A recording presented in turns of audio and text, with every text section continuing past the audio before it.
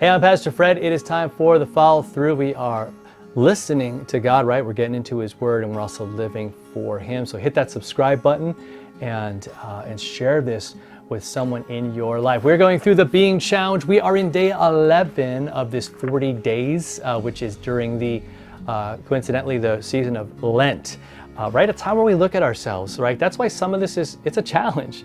We're asking God, like, show me where I'm not following you, Lord. Help me to do that, right? And today we're going to look at what's called in the chapter heading, it's the sneaky enemy of individualism, and this strikes at the heart of an issue that we have, right? We often think I can do this myself. In fact, let's be honest.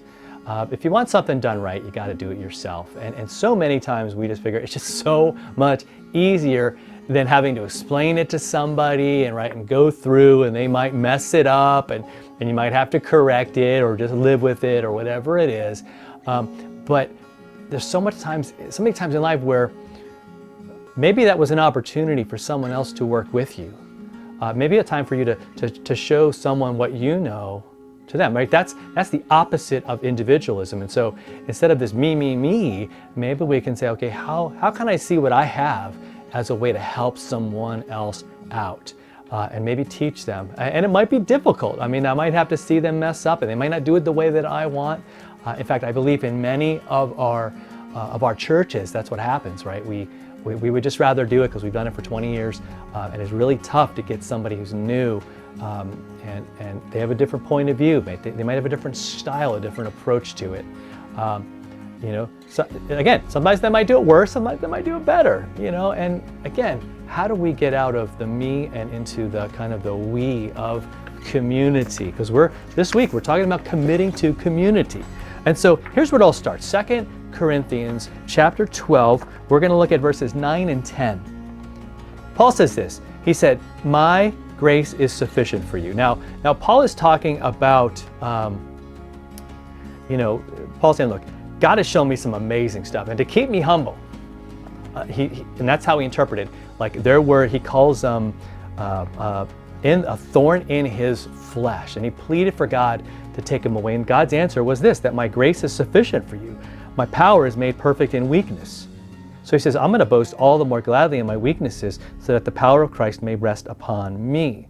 For the sake of Christ, then, I'm content with weaknesses, insults, hardships, persecutions, and calamity. For when I am weak, then I am strong. Strong.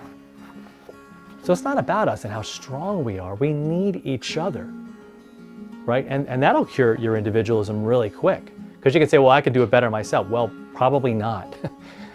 How many times have you tried to lift something and carry it and hurt yourself? Right? Your back might be aching right now. Your arm might be hurting right now because you didn't ask someone else to help carry you that table that was really heavy, and you did some damage to yourself, maybe even to the table. That happens, and we're like, man, just reach out to somebody. Say, hey, can you grab the other end of this, and let's do it. Something simple like that. Right? Or even complex, like something going on emotionally, something going on in our relationships. Well, I can fix it. I'm good. Well, a lot of times we're not. Especially when we deal with addictions. I've read a lot about, over the years, about what happens. It's really hard for someone to battle an addiction alone. That's why AA is so popular and so effective. A lot of those kinds of groups, recovery, Celebrate Recovery, I think, is another one. And because it says, look, when you have other people that have that weakness and that are acknowledging it, you're able to work through it, and you're not alone, and you got someone that's going to be accountable to you, someone that you're going to be accountable to, someone that's going to push you and say, hey, you've got to do this. And so let's get together with the people in our lives. The challenge for today is to gather with others today in any way.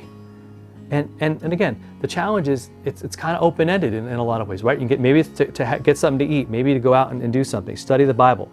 Maybe it's a Zoom call, maybe it's a phone call, maybe it's a text, right? And you're going to text each other.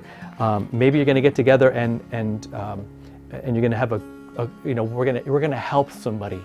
Recently, we had someone in our church community, and there was actually a couple of them where there was a loss where a spouse died, and again, to see the community come together was awesome, and it shows kind of what we're talking about.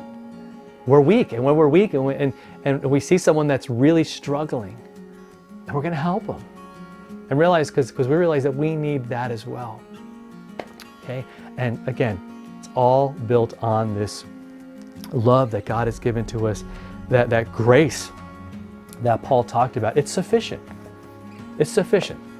He suffered, he died, he rose, and that's all we need.